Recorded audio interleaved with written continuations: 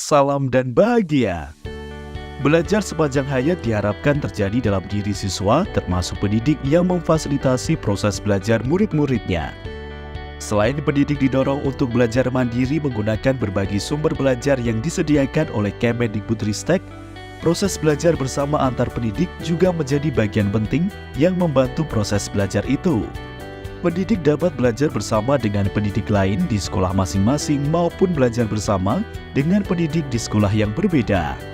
Wadah proses belajar bersama pendidik antar satuan akan membantu pendidik untuk bersama-sama meningkatkan kualitas pembelajaran murid dengan berbagi praktik baik di satuan masing-masing seperti yang sedang terjadi di komunitas antar satuan PAUD ini. Pembahasan yang sedang terjadi adalah mengenai pengenalan numerasi dan literasi dengan cara bermain sesuai dengan penerapan gerakan transisi PAUD ke SD yang menyenangkan. Pilihan pembahasan ini juga dikaitkan dengan hasil evaluasi diri satuan PAUD di lembar perencanaan berbasis data atau PBD yang dilakukan oleh beberapa anggota komunitas belajar. Hal ini sejalan dengan diskusi di bulan lalu di mana anggota komunitas ini merasa kebingungan dengan bagaimana penerapannya kegiatan ini di kelas, agar kualitas proses pembelajaran terutama pada muatan kognitif dan praliterasi. Dari hasil evaluasi diri, teridentifikasi hal-hal yang belum dilakukan, seperti keragaman media dan kegiatan yang menyenangkan. Anak terlihat tidak senang dan tidak tertarik. Ada anggota yang masih menggunakan metode drilling untuk mengenalkan, tetapi ada juga yang sama sekali tidak mengenalkan numerasi dan literasi. Salah satu anggota yang sudah menerapkan kegiatan pengenalan numerasi dengan bermain, berbagi praktik baiknya, dan anggota lain akan mencoba menerapkannya di kelas mereka. Bagaimana teman-teman pengalamannya kemarin saat menyampaikan pembelajaran literasi dan numerasi di kelasnya, seperti yang sudah disampaikan oleh Ibu VV kemarin? Apakah anak-anak tertarik? Tertarik! Bagaimana Bu Rini yang kemarin sudah menyampaikan permasalahan ini di sekolahnya? Alhamdulillah Bu, teman-teman atau anak-anak lebih senang membentuk angka-angka dari benda-benda seperti ini yang sudah saya sediakan di sekolah atau di kelas saya.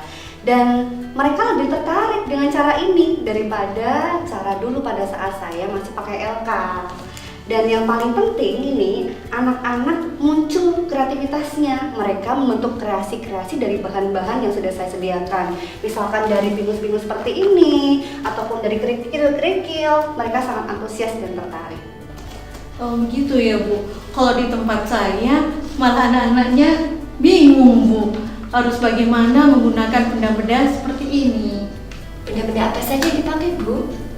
Ya, saya seperti yang sharing praktek kita terakhir. Saya menyediakan batu-batu, kancing-kancing baju. Tapi sepertinya anak-anak kurang tertarik Bu.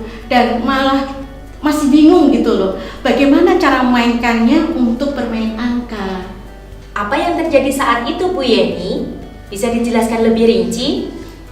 Mereka berkumpul mengelilingi benda-benda yang sudah saya siapkan. Anak-anak di kelas kami itu ada 15 Bu, gitu. Awalnya anak-anak mulainya pegang-pegang gitu, tapi lama-lama mengaduk-ngaduk Bu. Terus mereka malah bingung, malah bilang main masak-masakan begitu. Oh, itu hal yang biasa terjadi ketika anak sedang bermain bersama dengan teman-temannya dengan menggunakan benda-benda yang ada di sekitar.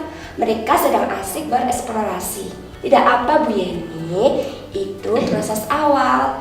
Hanya saja yang perlu diperhatikan adalah jumlah benda yang dipergunakan anak ketika bermain. Kalau misalnya benda yang dipergunakan anak untuk bermain sedikit, akan menimbulkan potensi saling berebut. Ya betul. Saya takjub loh Bu, melihat anak-anak di kelas saya sangat antusias menyusun angka-angka dari benda-benda yang sudah saya sediakan, seperti benda-benda ruspat yang ada di sini. Jadi kita sebagai seorang guru nggak perlu maksa-maksa anak lagi.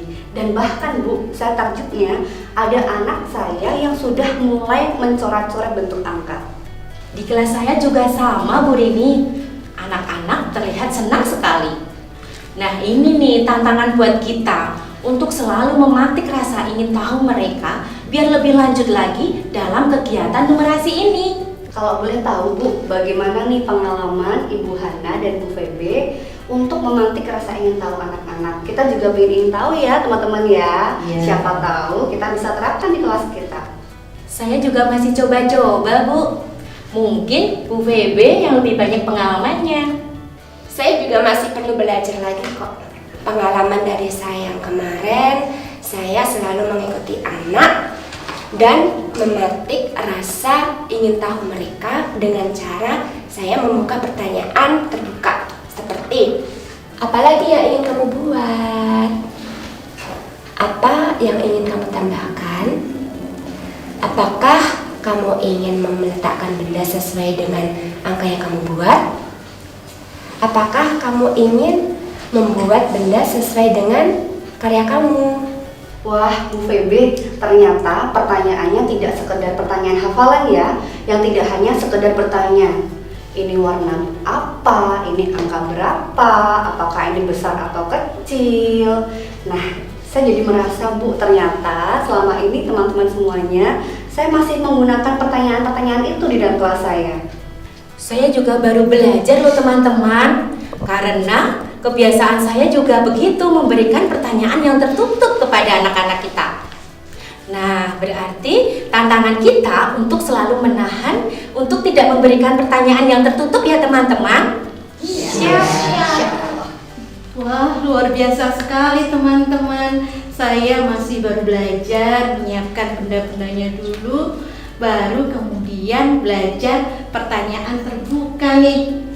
Mohon izin Bu Hana, ayo teman-teman kita coba berlatih untuk membuat pertanyaan-pertanyaan terbuka untuk memantik rasa ingin tahu anak. Siapa tahu bisa kita gunakan di kelas kita masing-masing. Yuk! Ayo.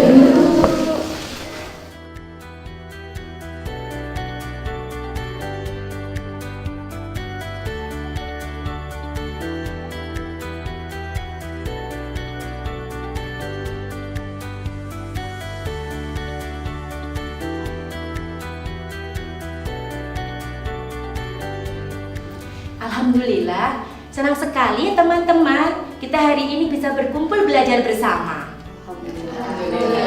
Ya, kita coba ya praktekkan kegiatan hari ini. Kita coba praktekkan ke kelas kita masing-masing ya.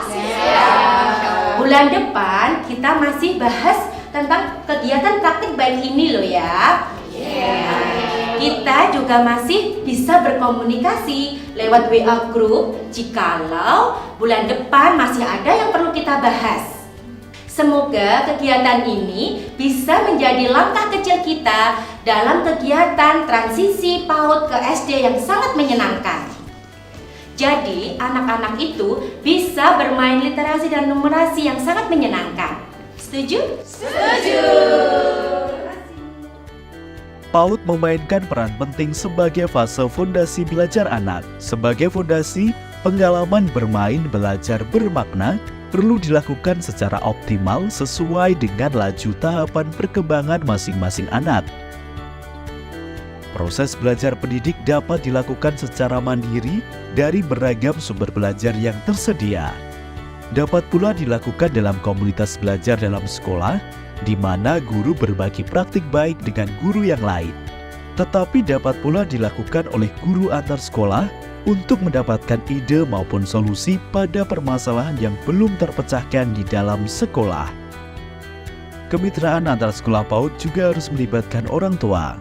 Ini membantu untuk membangun hubungan yang baik antara sekolah dan keluarga, yang pada gilirannya dapat meningkatkan motivasi dan keberhasilan anak dalam pembelajaran. Proses belajar pendidik tidak terhenti pada apa yang diperoleh dari kegiatan belajar bersama pendidik yang lain. Didik memperdalam pemahamannya dengan mencari sumber belajar yang relevan dengan apa yang dilakukan di kelas, baik dengan cara memanfaatkan platform Merdeka Mengajar, webinar series, maupun sumber belajar lainnya. Belajar tidak hanya di dalam sekolah, tetapi penting pula dilakukan antar sekolah. Bagaimana komunitas belajar antar sekolahmu?